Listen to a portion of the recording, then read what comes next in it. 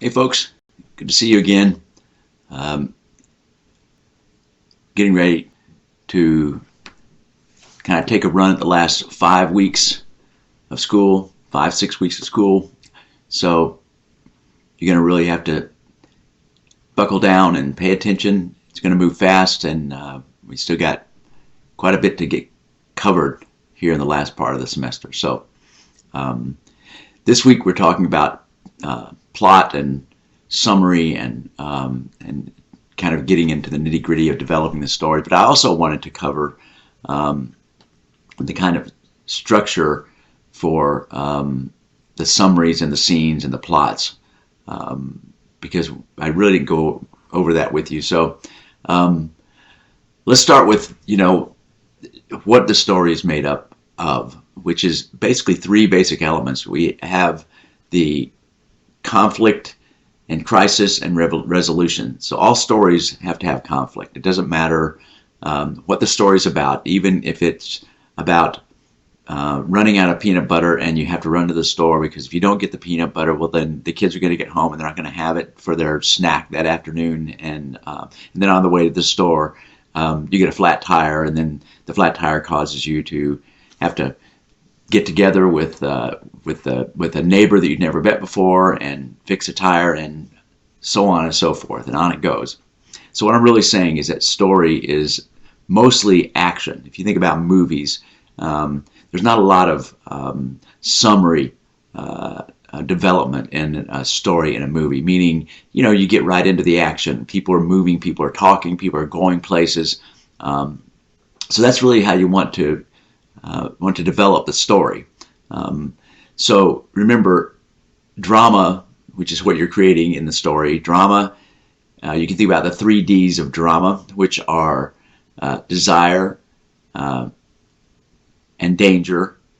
And then you combine that with drama. So it's the 3Ds: drama, desire, and danger, right? So Aristotle's claim, Aristotle's, you may know or may not know, is a philosopher back in ancient Greece, and he was the first one that kind of sat down and came up with the theory of how do you put good drama together and what makes good drama. So he came up with this idea that man is, or the human is, their desire, right? So your character has to have some desire. That's where the drama comes from. Like I said in the first example I gave, the desire is to get peanut butter to feed the kids after they get home from school, right? Doesn't seem like much, but from that one desire, many other things can kind of open up and spread out and go down the line as we move through the story. So fiction is really, in that sense, a form of human yearning, right? What do we want? What does the character want? What does the main character want? This is why, I have you spend time working on character development, figuring out the psychology of your character, figuring out what their desires are, what their needs are, what their wants are, what their background is, where they come from, all those things. Because once you have that down, then you just can put them in the situation, right? The most profound impediments to our desire usually lie close to home, in our own bodies, with personalities, friends, and families. So stories are broken down into kind of a couple of major categories. You have this conflict of man against man, human against human. You have another conflict of man against nature. There's a plane crash and you're stuck on an island and you have to learn how to survive. Robinson Crusoe. He said ship crap, plane crashes. You are living in the mountains, and a bear goes crazy because it snorted a lot of cocaine and it wants to kill you. I don't know if you heard about that story, the cocaine snorting bear. Anyhow, that came out last year, apparently. And then you have the story of man against the machine. So that would be the battle against the machinery of modernity, the machinery of technology. And we have, those stories with AI. You can think of the Terminator and movies like that. And there are lots of other ones, El Machina, or Ex Machina, and other fun stories like that. So man against the machine. And it could be man against the government, right, which is the government's a machine. And then you have Man Against God, which is these kind of struggles with the battle of the metaphysical in the metaphysical world, and of course man against himself. So those are kind of the general struggles that your character is going to be in, one or a combination of those. So let's talk really briefly about the arc of the story. So a story is about a single moment in the character's life. Hang on a second.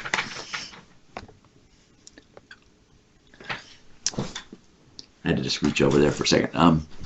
So it's about a single moment in your character's life. So you don't want to. You're not going to be telling the whole character's life, and even telling in a short story a year of the character's life is a long time. A month is a pretty long time. A week can be a long time. Many of the detective stories that I read, the action takes place over the course of a few days, maybe a week. And then a whole story is told, an entire novel, 350 pages are written, covering like the week in that life of that detective murder mystery.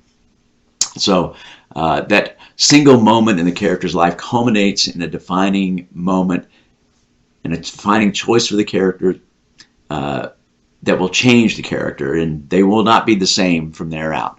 So what you want to do is you get your protagonist, that's the main character, the one that's moving the story along. You're going to get the protagonist and the antagonist in conflict very quickly. So whatever the antagonist is, whether it's nature, whether it's another human, whether it's a situation, whether it's mechanics, the technical world, whatever it is, get them in conflict and get that conflict going fairly quickly. And then you make something important. What's at stake, right? What's worth them fighting about? It has to be worth some battle, internal, external battle happening. And usually the best is both, where the character is both battling internally with something and there's an external battle going on too. And then you have the fight, the battle, dive in to a series of engagements, right? Where the last engagement will be the biggest and most dangerous of them all. And then you have to show them walking away from the fight, and there always has to be something at stake. Again, what's at stake for the protagonist is usually over territory. It's over the desires for personal gain or loss.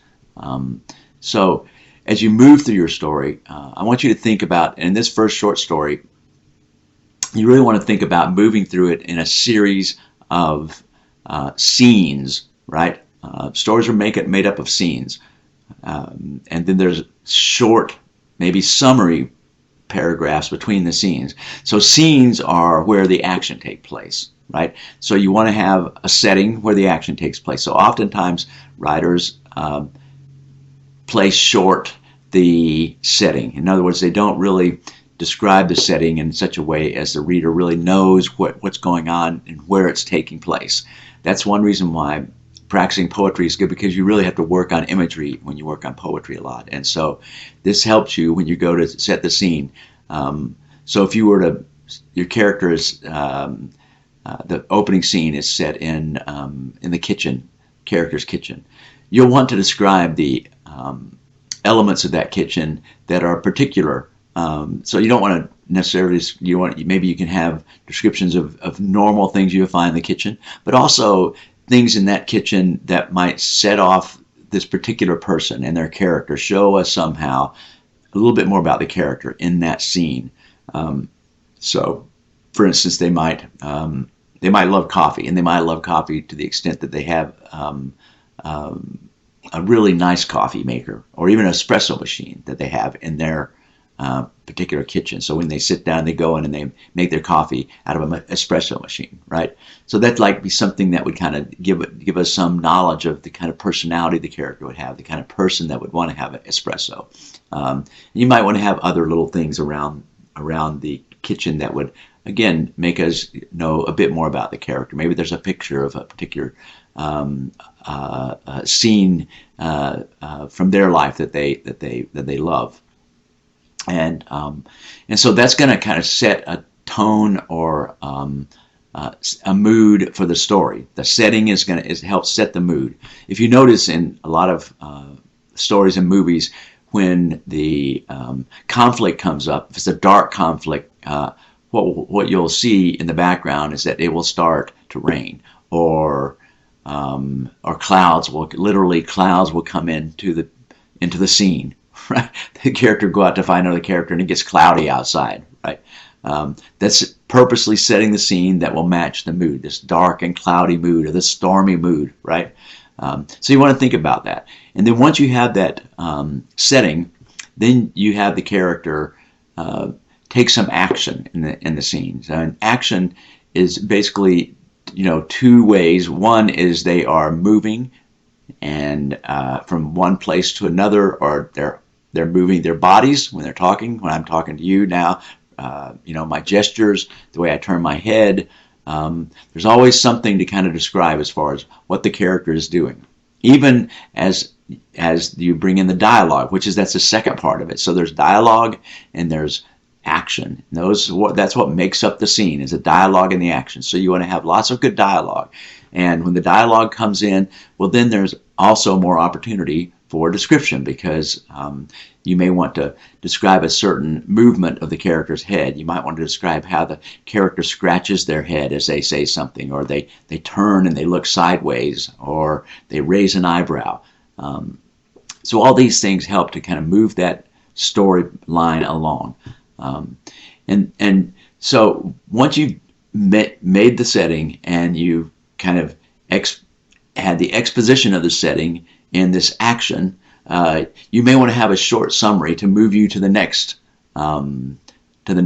scene, right? So an exposition is where you have summary. So it may be that the character starts out in the kitchen, has an argument with their significant other about what they're going to do later that evening for dinner, and the partner storms out of the room and leaves, and then the main character gets up to leave and go to work. So you may not want to describe their entire ride to work, going and getting in the car, driving down the road, and everything they see as they drive down the road. You may want to have the next scene at their job, right? It opens up just like in a movie, where we're watching one scene, and then it kind of goes black, and then it opens up again, and we're in the next place, right? So you can do that. But what you can also do is have a summary of the character, maybe briefly thinking about what had just happened, and then telling instead of showing, telling the reader about the character going, getting in the car, and driving to work.